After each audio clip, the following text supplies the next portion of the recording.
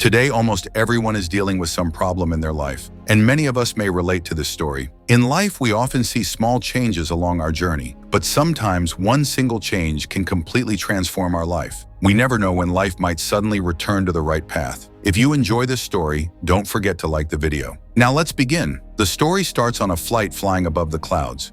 We meet Alan, who is sleeping and dreaming about becoming a successful salesman. Alan is a stressed but funny person. He wakes up and realizes that he is on a flight going to Saudi Arabia.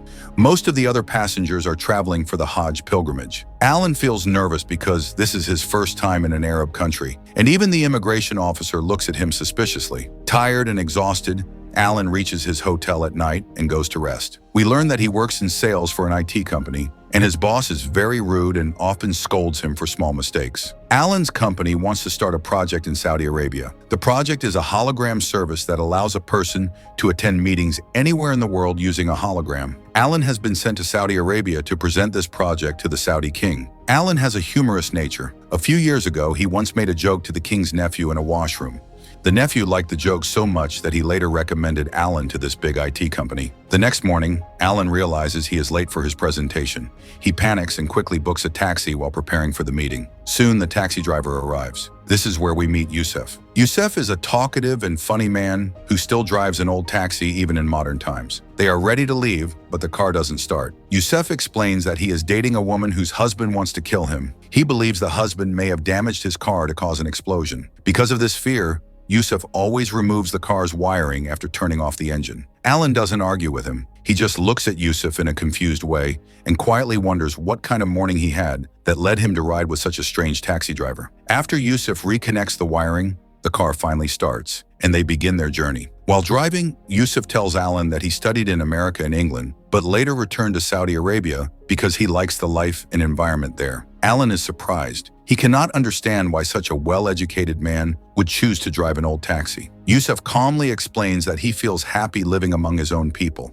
As they continue talking, they soon reach their destination and walk toward the call center together. This is the place where Alan's first presentation is planned. Inside, Alan meets the host, Syed, and shakes hands with him. But when Yusuf tries to shake hands as well, Syed looks at him oddly and avoids the gesture. Alan is then offered a glass of juice, but Yusuf is not offered anything, which makes him feel ignored. Syed begins explaining the plan. He says that a new business center will soon be built in the desert, and for this project, they need the latest and best technology. That is why Alan has been invited here. After this, Syed takes Alan to his work area. To Alan's surprise, the workplace is not an office, but an old tent. On the way, Syed tells him that if he needs anything, he should go to the main building and speak to a man named Kareem, who will guide him further. Alan is shocked. Syed will work comfortably inside an air-conditioned building, while Alan and his team are expected to work inside a tent under the burning desert sun. He realizes that surviving in Saudi Arabia's heat will not be easy.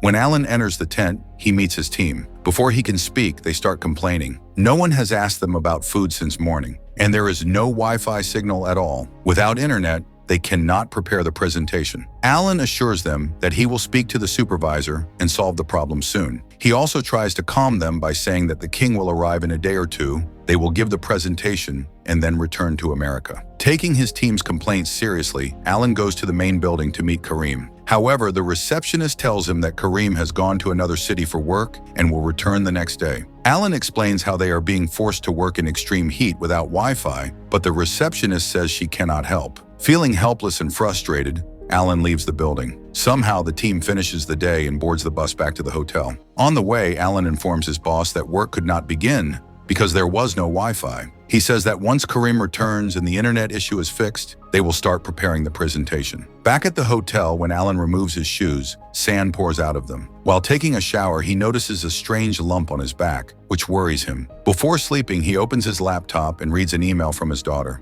We learn that his daughter lives with her mother, and Alan is divorced because of personal problems. His wife believes he is irresponsible. Even so, Alan once sold his house to pay for his daughter's college fees. Reading his daughter's email about her college life makes him emotional. Later, Alan tries to order a beer from the hotel reception, but he is refused because alcohol is not allowed in Saudi Arabia. That night, unable to sleep, Alan calls his father. He excitedly tells him about presenting advanced hologram technology to the Saudi king. But his father doesn't seem interested. Instead, he talks about watching television and being amazed at how humans built bridges over the sea. Alan feels disappointed. He was talking about future technology, while his father was impressed by old achievements. Frustrated, Alan ends the call. After some time, Alan finally falls asleep. When morning comes, he realizes that he is late again and has missed the company bus. With no other option, he calls Yusuf once more. When Yusuf arrives, Alan sees him fixing the engine wiring again. This annoys Alan, and he says that Yusuf has only been there for 2 minutes. How could anyone possibly mess with the car in such a short time? Yusuf calmly replies that he doesn't want to take any chances. He says that if his girlfriend's husband ever finds out about their relationship, he wouldn't even take 2 minutes to kill him. Soon they start driving and reach their destination while talking along the way. As soon as Alan enters the tent, his team tells him that the Wi-Fi still isn't working. Hearing this, Alan gets very angry. He immediately goes to the main building and talks to the receptionist. She tells him that Karim has not come to the office today either because he has gone to another city again. Alan feels frustrated and starts wondering if this is some kind of joke being played on him.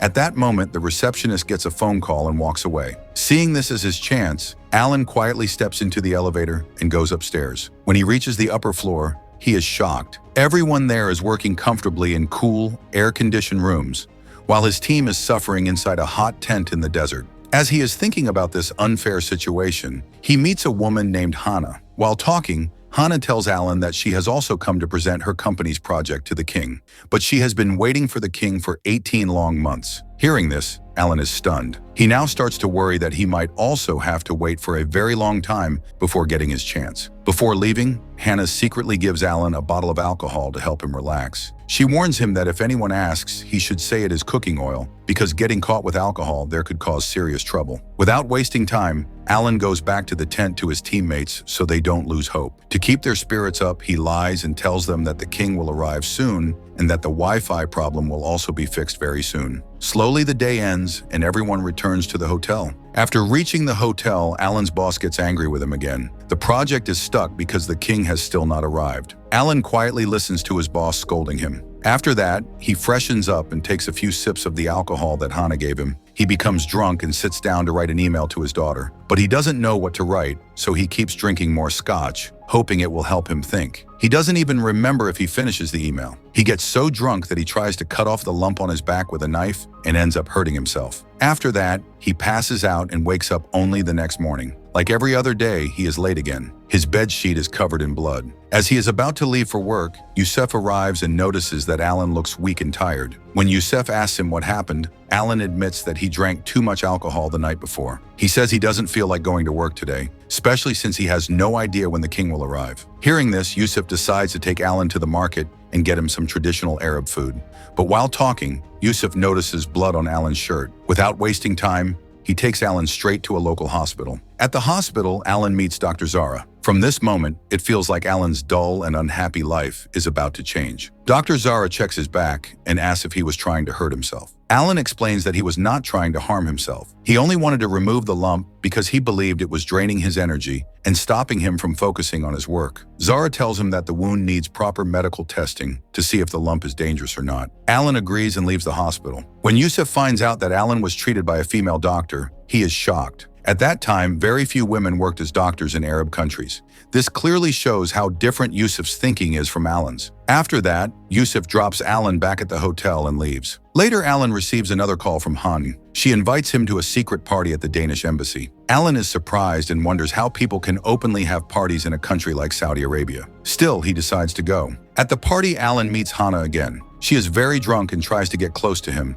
Alan gently stops her and says that he is not sure about moving forward with her right now. The next day, Alan is late again, so Yusuf comes to pick him up and drops him at work. As soon as Alan enters the tent, he is shocked by what he sees. His co-workers are lying on the ground completely exhausted. There is no food, no Wi-Fi, and now even the air conditioner has stopped working. The strong sun has made the tent extremely hot, almost like an oven. Alan becomes very upset. He says that today he will not leave until he finds a solution to this problem. Angry and frustrated, he walks out of the tent. When he enters the main building, the receptionist tells him that Karim has not come to the office again because he has gone to New York. Hearing this, Alan starts to feel that all of this is being done on purpose to trouble him. He goes upstairs in anger and notices that Hannah's desk is also empty. At that moment, a man comes up to him and says that Han has gone out of the city for work. Alan asks the man his name, and when he hears it, he is shocked. The man is Karim himself. Alan immediately asks why the receptionist has been lying to him for the past 3 days. Karim calmly says that she is a new employee and often makes such mistakes. Alan then tells Karim that they still have no Wi-Fi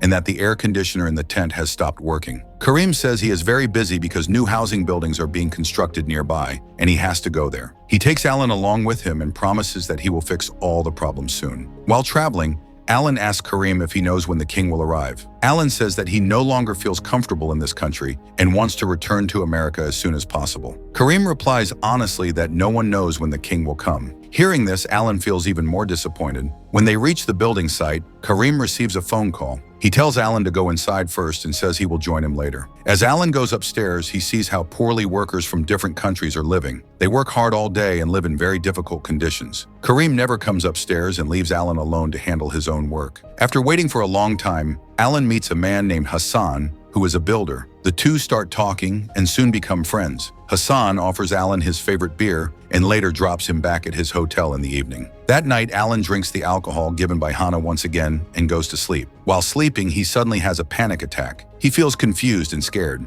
First, he calls Yusuf, and then he calls Dr. Zara. After some time, Dr. Zara arrives and gives him an injection. Slowly, Alan regains consciousness. Zara tells him that he is getting older and must start taking better care of his health. She also reminds him that alcohol is strictly forbidden in this country and advises him to stay away from drinking for now. After Dr. Zara leaves, Yusuf arrives at the hotel. Instead of asking how Alan is feeling, he starts questioning him. He asks why Alan was alone in a hotel room with a woman in this country. Alan gets angry and shouts that Zara is his doctor and nothing else. Yusuf looks worried and nervous. He explains that earlier that night, while trying to sleep, he looked out of his house window and saw 2 men standing outside and watching his home in a strange way. He believes they might be men sent by his girlfriend's husband to kill him. Because of this fear, Yusuf tells Alan that he plans to leave the city and stay with his cousins, who live far away from the city. Hearing this, Alan says that he would like to go with him. He explains that he also doesn't know when the king will arrive or when their Wi-Fi problems will be solved, so there is no reason for him to stay. Yusuf feels happy and tells Alan that a short trip will help improve his health. The next morning, both of them start their journey. On the way, Yusuf picks up his nephew, Salim. Yusuf becomes so busy talking that he misses the highway exit. Salim gets angry and scolds him, saying he should have taken the earlier exit because Alan is not a Muslim. Salim criticizes Yusuf, saying that even after driving a taxi for so many years, he still doesn't know which exit to take. During their argument, Yusuf unknowingly drives toward Mecca, the holy city of Muslims. Now there is no way to turn back. To avoid problems, Alan quickly puts on Yusuf's clothes. As soon as they enter the city, a poor boy comes and asks them for money. Yusuf points upward with his finger. Alan asks what that means. Yusuf explains that it means, "God will help you."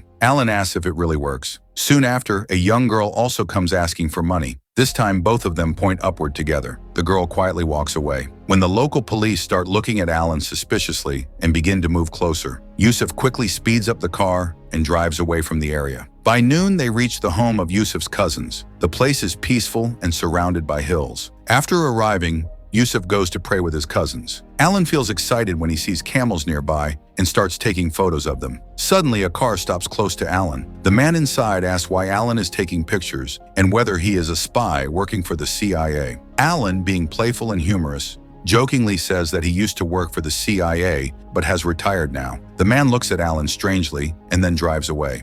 When Alan comes back, Yusuf tells him that later that night he is going to hunt wolves with his cousins. He explains that wolves often come and attack their sheep and goats, so they have to protect their animals. Yusuf also invites Alan to join them. While they are talking, the same unknown man comes back again. He starts arguing with Yusuf and asks why he has allowed a CIA agent to stay in his house. Yusuf calmly explains that Alan is not a spy and is only a funny and harmless person. He also advises Alan that it would be better not to make such jokes in this place. Alan understands the situation, accepts his mistake, and apologizes to everyone for his joke. As evening comes, they all leave together to hunt wolves. During the hunt, Alan and Yusuf talk for a long time. They share their thoughts and experiences, and slowly they become good friends. Alan realizes that even though Yusuf looks rough and strict from the outside, he is actually kind and caring inside.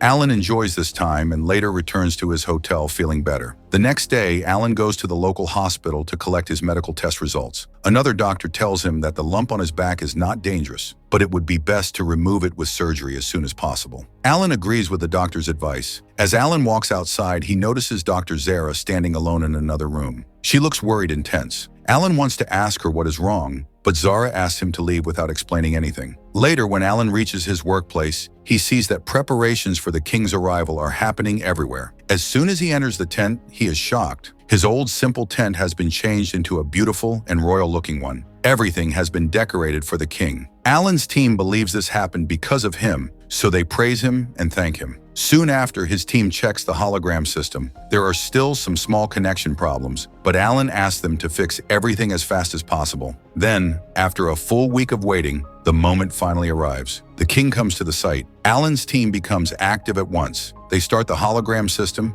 and Alan gives a confident and impressive presentation in front of the king. The king is very happy and impressed by the technology. After the presentation ends, Alan steps outside and meets Hannah. Her presentation has also finished, and she is about to return to her country. She says goodbye to Alan one last time and leaves. Alan then goes back to his hotel and shares the good news with his boss. He tells him that the king was very impressed with the presentation and that he strongly believes the deal will be successful. Alan's work trip is now almost over, but one important thing is still left: his back surgery. The next day, Alan is taken into the operation room. At first, another doctor begins the surgery, but in the middle of the operation, Dr. Zara enters the room and says that Alan is her patient and that she should perform the surgery herself. During the operation, Alan feels very scared. All his past memories, both happy and painful, begin to play in his mind like a movie. But Zara speaks to him calmly, helps him relax, and successfully completes the surgery. After the operation, Alan thanks Dr. Zara. He says that it feels as if a heavy burden has been removed from his back and that he now feels lighter, stronger, and more alive. As days pass, Alan and Zara start exchanging emails more often. Earlier, Alan was eager to return to his country after the presentation, but now he has found a reason to stay. In their emails, Zara tells Alan that when he saw her looking worried at the hospital, she had just come back from court. She was about to get divorced from her husband, and this was causing her a lot of stress. Alan tells her that he is also divorced and that his biggest responsibility is taking care of his daughter. Their conversations slowly grow deeper. They start meeting each other in secret because in that country, an unmarried man and woman cannot openly spend time together. Over time, their friendship turns into love, and they become very close. As the story comes to an end, we see a changed Alan. The man who once felt trapped and uncomfortable in an Arab country is now breathing freely. He writes an email to his daughter, telling her that he has left the job of the company that sent him there. Because of this, he may take a little longer to return to America. He also explains that the hologram deal he came to sell did not succeed because a Chinese businessman offered the same technology at a much lower price. However, Alan did not lose everything. He found a new job there, once again working as a salesman. Alan also tells his daughter that in this unfamiliar land, he has found a true friend who loves to talk. And finally, we see that Alan has completely left his old life behind. He is now married to Dr. Zara and living a happy life with her. In the final scene, we see a door with both the sun and the moon carved on it. This symbol shows that Alan, who came from a different culture, has now fully accepted Zara's culture and the life of her country. This story teaches us an important lesson. People often feel trapped by their problems, but no one knows when fate will change. So we should never give up or sit in anger and sadness. We should keep moving forward and stay focused on our work, because at some turning point in life, something good and beautiful may be waiting for us too. So now, what did you think of this movie?